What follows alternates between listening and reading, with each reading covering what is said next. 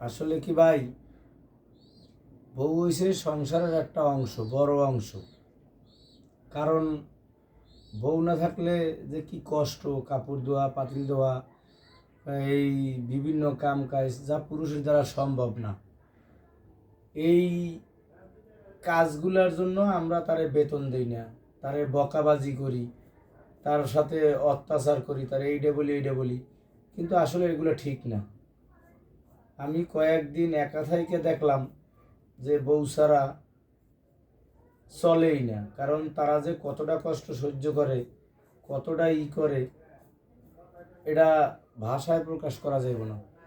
তাদেরকে সম্মান করুন, তাদেরকে ঠিকমতো ভালোবাসা দিন, তাদেরকে তাদের সেবা যত্ন করুন, মাঝে মধ্যে একটু ঘুরতে নিয়ে যান, মাঝে মধ্যে তাদেরকে একটু ভালো মন্দ কাপড় চোপড় কিনে দেন, মাঝে মধ্যে তাদেরকে নিয়ে একটু বাসায় হাসি মশকরা করেন, কথা বলেন, তাতেই তাদের মন ভালো থাকে।